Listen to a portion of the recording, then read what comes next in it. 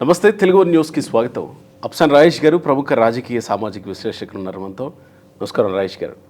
అమరావతికి మరోసారి శంకుస్థాపన జరుగుతుంది. సరే, సంతోషం, పనులు ప్రారంభం కాబోతున్నాయి. ఇకనైనా ఆంధ్రప్రదేశ్ రాజధానిగా అమరావతి వెలుగొందాలని కోరుకుందాం.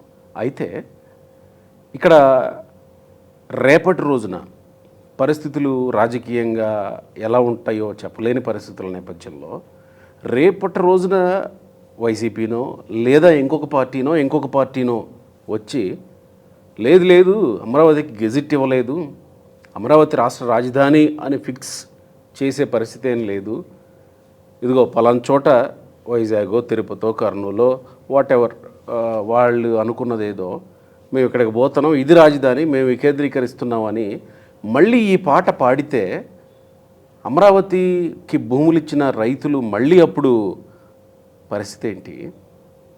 అసలు రాష్ట్రం రాజధాని లేకుండా మళ్ళీ అప్పటి వరకు మళ్ళీ ఇంకొక రాజధాని అంటే అప్పటి పరిస్థితులు ఏంటి? సో ఈ పరిస్థితులు రాకుండా ఈ 2.0లోనైనా ఈ పరిస్థితులు రాకుండా ఉండేలాంటి పరిస్థితులు గుండా వెళ్ళడానికి కేంద్ర ప్రభుత్వం నుంచి ఎలాంటి చట్టం చేయాలి, రాష్ట్ర ప్రభుత్వం వైపు నుంచి ఎంత పగడ్బందీగా ఇదే రాష్ట్ర రాజధాని అని బల్లగుద్ది చెప్పుకోవడానికి అవకాశం కల్పించాలి, ఇవి అన్నీ జరగాలంటే టెక్నికల్గా జరగాల్సింది ఏంటి అసలు? ఇప్పుడు ఆంధ్రప్రదేశ్ రాష్ట్ర విభజన అనేది దేశంలో జరిగిన మిగిలిన రాష్ట్రాల విభజనలతో పోల్చి చూసినప్పుడు ఒక ప్రత్యేకత ఉంది. అంతకుముందు జరిగిన రాష్ట్ర విభజనల గురించి ఆనాటి రాజకీయ పరిస్థితులు, అక్కడ ప్రజల ఆకాంక్షలు, ఆనాడు ఆ రాష్ట్రాల విభజన కోసం ప్రభుత్వాలు తీసుకున్న నిర్ణయాలు, ఇవన్నీ మనకు ఒక స్పష్టత ఉంది. మెడ్రాస్ రాష్ట్రంగా ఉన్న ఆంధ్ర ప్రాంతం, మెడ్రాస్ రాష్ట్రంలో అంతర్భాగంగా ఉన్న ఆంధ్ర ప్రాంతం,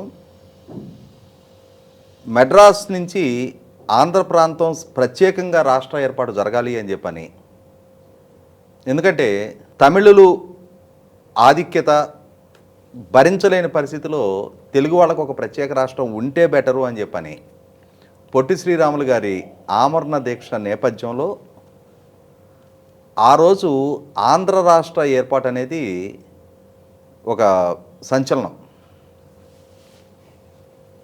1953 ఆంధ్ర రాష్ట్ర ఏర్పాటు జరిగింది.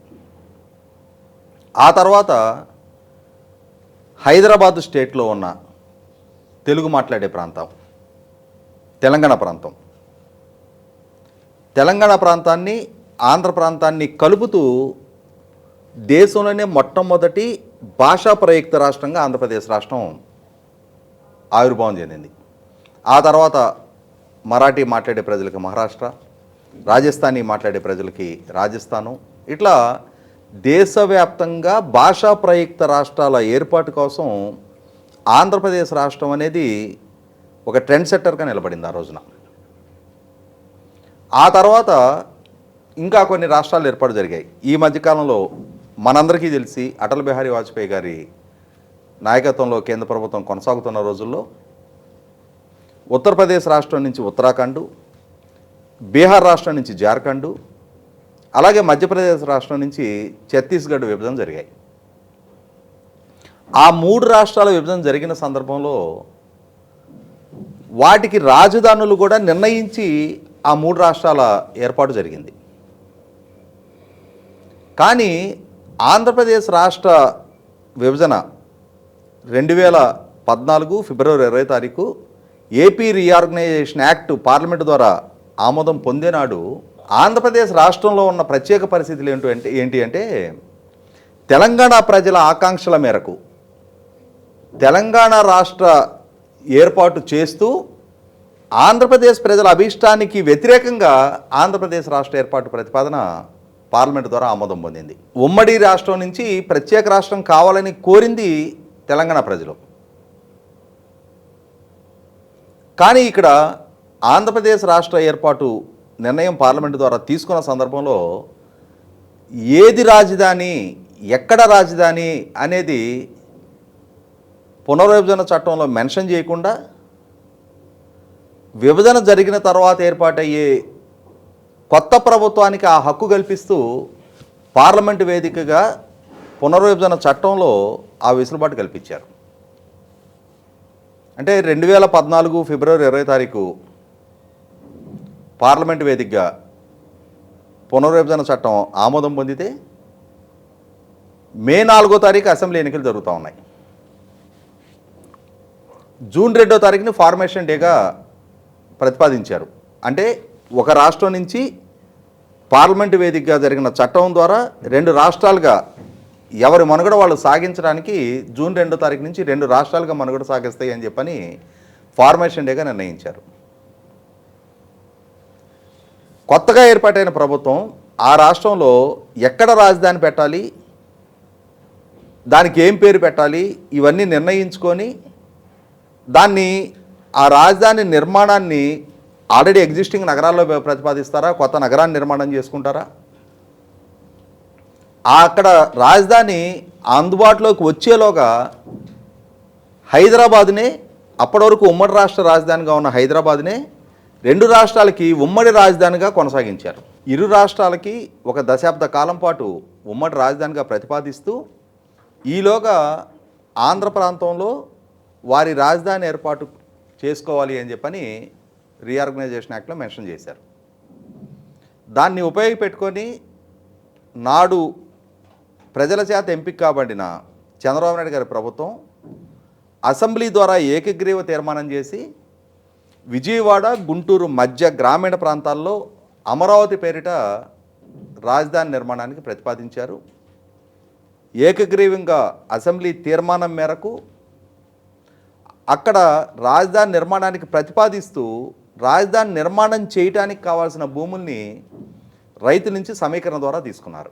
37,000 ఎకరాలు సమీకరణలో ప్రతిపాదిస్తే దాదాపుగా 29,000 మంది రైతులు సుమారుగా 34,000 ఎకరాలకు పైగా సమీకరణలో భూములు ఇచ్చారు. ఇంకొక 3,500 ఎకరాలు వాళ్ళు సమీకరణలో సహకరించని నేపథ్యంలో భూసేకరణ ద్వారా తీసుకోవాలి అని చెప్పని ప్రభుత్వం సంకల్పించింది. కానీ న్యాయపరమైన వివాదాల నేపథ్యంలో ఆ సేకరణ ప్రక్రియ కూడా ఇంకా పూర్తి స్థాయి ప్రక్రియ పూర్తి కాల. ఇటువంటి నేపథ్యంలో మాస్టర్ ప్లాను అమల్లోకి తీసుకొచ్చారు.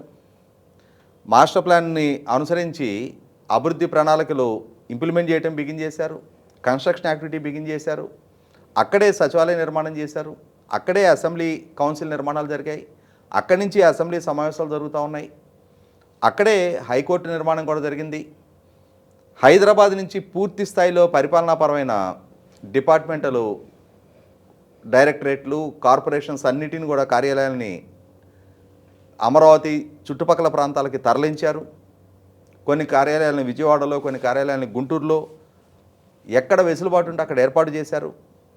అక్కడి నుంచే ఆంధ్రప్రదేశ్ రాష్ట్ర ప్రభుత్వ పరిపాలనా వ్యవహారాలు మొత్తం కూడా మొదలయ్యాయి. ఇటువంటి పరిస్థితుల్లో ఈ భూ సమీకరణ ప్రక్రియని అడ్డుకోవడానికి కొంతమంది ప్రయత్నం చేశారు. ఆ అడ్డుకునే ప్రక్రియలో భాగంగానే కొన్ని గ్రామాల ప్రజల్ని రాజకీయంగా రెచ్చగొట్టి సమీకరణకు సహకరించకుండా, మాస్టర్ ప్లాన్ యాజ్ యూజువల్గా ఇంప్లిమెంట్ కాకుండా కొంత ప్రతిబంధకాలు సృష్టించే ప్రయత్నం చేశారు. నేషనల్ గ్రీన్ ట్రిబ్యునల్లో కొన్ని కేసులు ఫైల్ చేశారు. ఇన్సైడర్ ట్రేడింగ్ పేరిట ఆరోపణ చేశారు. అలాగే స్టార్టప్ ఏరియా కోసం స్విస్ ఛాలెంజ్ మెథడ్లో ప్రభుత్వం సింగపూర్ కన్సార్షియం తోటి ఒప్పందం చేసుకుంటే ఆ ఒప్పందాన్ని సవాల్ చేస్తూ కోర్టులకు వెళ్ళి కొంతకాలం పాటు న్యాయ వివాదాలు సృష్టించారు. వీటిని అన్నిటినీ అధిగమించి 2018వ సంవత్సరం నుంచి మాత్రమే చంద్రబాబు నాయుడు గారి ప్రభుత్వానికి పూర్తి స్థాయిలో వేగవంతంగా పనులను కొనసాగించడానికి ఆస్కారం దొరికింది. అటువంటి స్థితిలో కూడా చాలా భవనాల నిర్మాణం పూనుకున్నారు. రోడ్డు ఫార్మేషన్స్ బిగిన్ చేశారు. రైతులకి ప్రభుత్వం ఒప్పందం చేసుకున్న ప్రకారం ప్రతి సంవత్సరం సక్రమంగా వార్షిక కౌలు చెల్లిస్తూ ఉన్నారు. వీటన్నిటి నేపథ్యంలో రాజధాని ఇంకొక 5 సంవత్సరాలు 10 సంవత్సరాల కాలంలో ఒక రూపానికి సంతరించుకోవడానికి ఆస్కారం ఉంది అని చెప్పని ప్రజలందరూ భావిస్తున్న సమయంలో 2019లో జరిగిన ఎన్నికల్లో జగన్మోహన్ రెడ్డి గారు అధికారంలోకి రావడం జరిగింది. ఇక్కడి నుంచే అసలు సంక్షోభం మొదలైంది. అంటే అమరావతిలో జరిగిన చరిత్ర మొత్తం మనం పునశ్చరణ చేయాలి అని అంటే ఒక 2-3 గంటలు టైం పడుతుంది. అవన్నీ ప్రజలకు తెలిసిన వాస్తవాలే. తెలిసినవే కదా. వాటన్నిటి గురించి మనం చెప్పి ప్రజల సహనాన్ని కూడా పరీక్షించాల్సిన అవసరం లేదు. అయితే ఇక్కడ సాంకేతికమైన అంశాలు కొన్ని ప్రస్తావించుకొని తీరాలి. అమరావతి ఏర్పాటు ప్రక్రియ మొదలైంది పార్లమెంటు వేదికగా జరిగిన పునర్విభజన చట్టంలో ఆంధ్రప్రదేశ్ రాష్ట్ర ప్రభుత్వానికి కల్పించిన హక్కు ప్రాతిపదికగా అమరావతి నగర నిర్మాణం అసెంబ్లీలో జరిగిన ఏకగ్రీవ తీర్మానం ప్రాతిపదికగా అమరావతిలో నగర నిర్మాణానికి ప్రతిపాదన జరిగింది. అంటే పార్లమెంట్ ఇచ్చిన వెసులుబాటు మేరకు ఆంధ్రప్రదేశ్ రాష్ట్ర అసెంబ్లీ తీసుకున్న నిర్ణయం మేరకు అమరావతి నగర నిర్మాణం ప్రతిపాదించబడింది. అంటే అక్కడ చట్టపరంగా అమరావతి నగర నిర్మాణ ప్రక్రియ జరిగిందా, జరగలేదా? డెఫినెట్గా జరిగిందనే అనుకుంటాం కదా. 100% చట్టపరమైన ప్రక్రియ ద్వారానే అమరావతి నగర నిర్మాణం జరిగింది. భూ సమీకరణ ద్వారా రైతుల నుంచి భూములు తీసుకున్న సందర్భంలో కూడా రాష్ట్ర ప్రభుత్వం రైతులతోటి ఒప్పందం చేసుకుంది. అంటే చంద్రబాబు నాయుడు గారికో, మున్సిపల్ అడ్మినిస్ట్రేషన్ మినిస్టర్ నారాయణ గారికో, అక్కడ స్థానిక శాసనసభ్యుడు శ్రావణ్ కుమార్ గారికో భూములు ఇవ్వాల రైతులు. ఆంధ్రప్రదేశ్ రాష్ట్ర ప్రభుత్వానికి భూములు ఇచ్చారు. ఇక్కడ గమనించుకోవాల్సింది ఏంటి అంటే ఈ అసెంబ్లీ ద్వారా జరిగిన ఏకగ్రీవ తీర్మానంలో నాడు ప్రతిపక్షంలో ఉన్న జగన్మోహన్ రెడ్డి గారు కూడా పార్ట్ అండ్ పార్సిల్. ఆయన కూడా ఏకగ్రీవంగా మద్దతు తెలుపుతున్నాము అని చెప్పని సభలో ఆ తీర్మానాన్ని బలపరిచి తదనుగుణంగా ప్రసంగించి ఆ తీర్మానం ఆమోదానికి సహకరించారు. అంటే నాడు అధికార పక్షం, నాడు ప్రతిపక్షం ఇరువురు కలిసి తీసుకున్న నిర్ణయం మేరకు రాజధాని ప్రతిపాదన జరిగింది. ఇటువంటి పరిస్థితుల్లో రాజధాని పనులు వేగవంతం అవుతా ఉన్న సందర్భంలో అధికార మార్పిడి జరిగితే, అధికారం మారిన తర్వాత ఎక్కడైనా ప్రభుత్వం అనేది కంటిన్యూస్ ప్రాసెస్. పార్టీలు మారచ్చు, వ్యక్తులుగా పాలకులు మారచ్చు. చంద్రబాబు నాయుడు గారి స్థానంలో జగన్మోహన్ రెడ్డి గారు రావచ్చు, కానీ ప్రభుత్వం మారదు. నిన్నటి అధికారాలే ఈ ప్రభుత్వానికి ఉంటాయి, నిన్నటి బాధ్యతలే ఈ ప్రభుత్వానికి ఉంటాయి, నిన్నటి హక్కులే ఈ ప్రభుత్వానికి ఉంటాయి, నిన్నటి విధులే ఈ ప్రభుత్వం నెరవేర్చాలి. అంతేగాని పాలకుడు మారాడు కదా అని చెప్పని నిన్నటి పాలకుడికి ఒక రంగు షర్ట్ ఇష్టం అని చెప్పని ఈ పాలకుడికి ఇంకో రంగు షర్ట్ ఇష్టం కావచ్చు, కానీ ప్రభుత్వ పాలసీస్ని అసెంబ్లీ ద్వారా జరిగిన చట్టాలని వక్రీకరించే అధికారం వ్యక్తులకు ఉండదు. ఇదే అనుకున్నారు కదా. కానీ కేంద్ర ప్రభుత్వం కూడా మా పరిధిలో అంశం కాదు, అది రాష్ట్ర ప్రభుత్వం ఇష్టం అని చెప్పడంతో వీళ్ళు ఇంకా రెచ్చిపోయారు కదా ఇక్కడ. అంటే ఇక్కడ గమనించుకోవాల్సింది ఏంటి అంటే వ్యక్తులుగా కొన్ని సందర్భాల్లో వేసిన కొన్ని తప్పటడుగులు కొన్ని అంటే చారిత్రక తప్పిదాలుగా మిగిలిపోతాయి. ఇవాళ కేంద్ర ప్రభుత్వం ఆ విధమైన అఫిడవిట్ న్యాయస్థానానికి ఇవ్వటం అనేది ఒక చారిత్రక తప్పు. ఎందుకంటే పార్లమెంటు వేదికగా జరిగిన నిర్ణయాన్ని అనుసరించి రాష్ట్ర విభజన జరిగింది. పార్లమెంటు వేదికగా ఆనాటి రాష్ట్ర ప్రభుత్వానికి రాజధాని నిర్ణయించే హక్కుని పార్లమెంటు కల్పించింది. రాష్ట్ర ప్రభుత్వం తనకు తాను తీసుకున్న హక్కు కాదు అది. రీఆర్గనైజేషన్ యాక్ట్లో పొందుపరిచిన హక్కు ద్వారా రాష్ట్ర ప్రభుత్వం ఆ నిర్ణయం తీసుకోవడం జరిగింది. అందులో స్పష్టంగా ది క్యాపిటల్ రాజధాని నిర్మాణానికి అవకాశం కల్పించారు తప్ప రాజధానుల నిర్మాణానికి అవకాశం కల్పిలా. అంటే అక్కడ స్పష్టంగా పార్లమెంటు ఆ చట్టాన్ని చేసింది. ఆ చట్టాన్ని అనుసరించే రాజధాని ఏర్పాటు ప్రతిపాదన ఆమోదం పొందింది. అయితే ఇక్కడ జగన్మోహన్ రెడ్డి గారు 3 రాజధానుల ప్రస్తావన తీసుకొచ్చారు. 3 రాజధానుల ప్రస్తావన తీసుకొచ్చిన తర్వాత రైతులు న్యాయస్థానాన్ని అప్రోచ్ అయ్యారు. 2022 మార్చి 3వ తారీఖు రోజు న్యాయస్థానం ఒక స్పష్టమైన తీర్పు వెలువరించడం జరిగింది. ఆంధ్రప్రదేశ్ రాష్ట్ర ఉన్నత న్యాయస్థానం అమరావతి మాత్రమే ఏకైక రాజధాని, రీఆర్గనైజేషన్ యాక్ట్ ద్వారా ఈ రాజధాని ఏర్పాటు జరిగింది. రీఆర్గనైజేషన్ యాక్ట్లో ది క్యాపిటల్ అని మెన్షన్ చేశారు తప్ప క్యాపిటల్స్ అనే అంశాన్ని మెన్షన్ చేయలేదు. ది క్యాపిటల్ అనే ప్రతిపాదన ఆనాడు ప్రభుత్వంలో ఉన్న పాలకులు దాన్ని ఉపయోగపెట్టుకొని ఇక్కడ రాజధాని ప్రతిపాదించారు.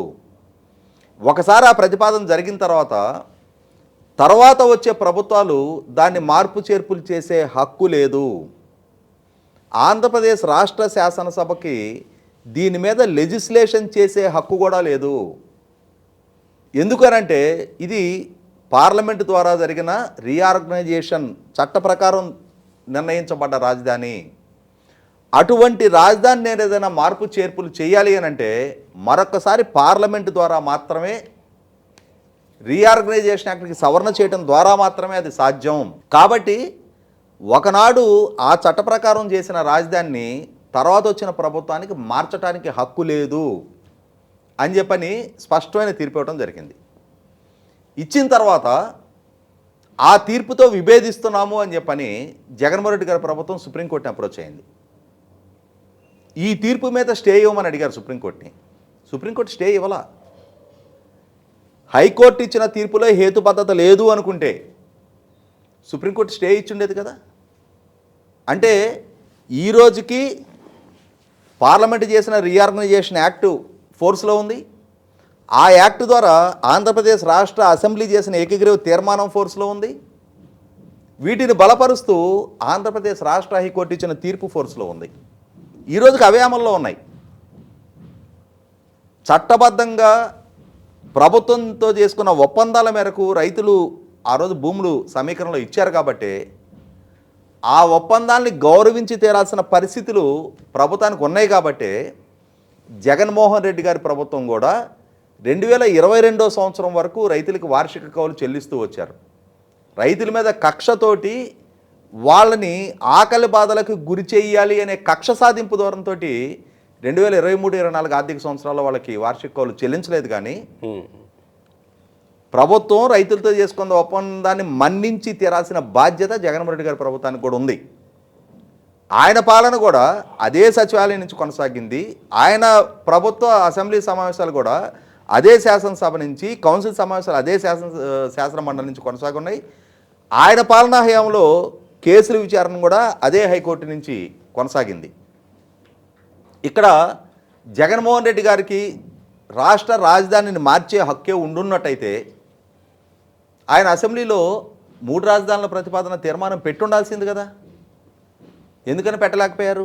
ఒకసారి ఆంధ్రప్రదేశ్ రాష్ట్ర హైకోర్టు తీర్పు ఇచ్చిన తర్వాత జగన్మోహన్ రెడ్డి గారి ప్రభుత్వం శాసనసభలో తనకి 175 స్థానాలున్న సభలో 156 మంది సభ్యుల సంఖ్యాబల మద్దతు ఉండి కూడా ఒక్క అడుగు కూడా ముందుకు వేయలేకపోయారు. కేవలం విశాఖపట్నం వచ్చేస్తున్నాము, కర్నూలులో న్యాయ రాజధాని ఏర్పాటు చేస్తున్నాము అని ప్రజలను మభ్యపెట్టే రాజకీయ ప్రకటనలకే పరిమితం అయ్యారు తప్ప ఆచరణపూర్వకంగా అడుగు ముందుకు వేయలేకపోయారు అని అంటే అమరావతికి చట్టబద్ధత ఉంది కాబట్టే ఉన్నత న్యాయస్థానం తీర్పు అనుకూలంగా రావడం జరిగింది. చట్టబద్ధత ఉంది కాబట్టే జగన్మోహన్ రెడ్డి తాత్కాలికంగా ప్రతిబంధకాలు సృష్టించే ప్రయత్నం చేసినా, అక్కడ పనులను స్తంభింపజేసే ప్రయత్నం చేసినా, అక్కడ రైతులని వేధింపులకు గురి చేసే ప్రయత్నం చేసినా అంతిమంగా మళ్ళీ తిరిగి ఆ అమరావతిలోనే అతని రాజకీయ కార్యకలాపాలు, పాలనాపరమైన కార్యకలాపాలు కూడా కొనసాగించి తీరాల్సిన స్థితి అతనికి ఆ కంపల్షన్ క్రియేట్ అయింది. కాబట్టి వాళ్ళ 100% రేపు పార్లమెంటు ద్వారా దేశంలో ఏ రాష్ట్రానికి లేని ఒక ప్రత్యేక పరిస్థితి జగన్మోహన్ రెడ్డి ద్వారా సృష్టింపబడింది. కాబట్టి ఆ విధమైన వెసులుబాటు చట్టపరంగా కావాలి అని చెప్పని, ఆ రక్షణ కావాలి అని చెప్పని రైతులు కోరుకున్నా కూడా నా అభిప్రాయం ప్రకారం అయితే ఇప్పటికే ఆ విధమైన చట్టపరమైన వెసులుబాటు రైతాంగానికి ఉంది. రైతాంగానికి కాదు, 5 కోట్ల మంది ప్రజలకు ఉంది. రైతాంగంతో ప్రభుత్వం చేసుకున్న ఒప్పందాన్ని మన్నించి తీరాల్సిన పరిస్థితి ఏ ప్రభుత్వానికైనా ప్రభుత్వం ద్వారా జరిగిన ఒప్పందం నేపథ్యంలో ఆ తీర్మానాన్ని, ఆ ఒప్పందాలను మన్నించే తీరాలి. కాబట్టి ఇక్కడ జగన్మోహన్ రెడ్డి గారు తాత్కాలికంగా అమరావతి పనులని పురోగమించకుండా అడ్డుకున్నాడు. ఒక రకమైన చిట్టడవని సృష్టించాడు. అసంపూర్తిగా ఉన్న భవనాల్లో గబ్బిలాలు తిరిగేలాగా చేయగలిగాడు. కానీ ఇవాళ అదే అమరావతిలో అదే చిట్టడవి క్లియర్ అయింది. అవే గబ్బిలాలు తిరిగిన భవనాల స్థానంలో మళ్ళీ నిర్మాణాలు వేగం పుంజుకుంటూ ఉన్నాయి. వేగం పుంజుకోగలుగుతున్నాయి అనంటే చట్టబద్ధత అమరావతికి ఉంది కాబట్టే అది సాధ్యపడతా ఉంది. మరి చట్టబద్ధత ఉన్నప్పుడు కేంద్రం ఎందుకు అలాంటి అఫిడవిట్ ఇవ్వాల్సి వచ్చింది సుప్రీంకోర్టులో మీరు అన్నట్టు? అదే చెప్తున్నా, చారిత్రక తప్పిదం అని చెప్పని నేను ఇందాక ప్రస్తావించింది అది. ఒకసారి కేంద్రం వైపు నుంచి ఆ విధమైన అఫిడవిట్ ఇచ్చిన తర్వాత కూడా అదే కేంద్రం అమరావతికి గజెట్ పాస్ చేస్తూ నిర్ణయం వెలువరించింది. గల్లా జయదేవ్ గారు పార్లమెంట్లో లేవనెత్తిన తర్వాత అదే పార్లమెంటు వేదికగా గజెట్ పాస్ చేస్తూ నిర్ణయం వెలువరించింది. అదే భారతీయ జనతా పార్టీ అమరావతికి మద్దతుగా ఉద్యమాల్లో పాల్గొంది. ఇవాళ అదే భారతీయ జనతా పార్టీ నాయకత్వంలో కేంద్ర ప్రభుత్వం అమరావతి కోసం నిధులు బడ్జెట్లో కేటాయింపు చేశారు. ఇవాళ అదే ప్రధానమంత్రి గారు అమరావతికి వచ్చి పనుల పునఃప్రారంభానికి కూడా మరొకసారి పచ్చ జెండా ఊపుతూ ఉన్నారు. కాబట్టి రైతుల ఆకాంక్షల మేరకు రేపటి రోజున పార్లమెంటు వేదికగా చట్టపరమైన ఇంకొంచెం వెసులుబాటు కల్పించే ప్రయత్నం జరుగుతుందేమో, కానీ నా అభిప్రాయం వరకైతే అమరావతి ఇప్పటికీ ఎప్పటికీ చట్టబద్ధంగా ఏర్పాటైన రాజధాని. Right sir, thank you.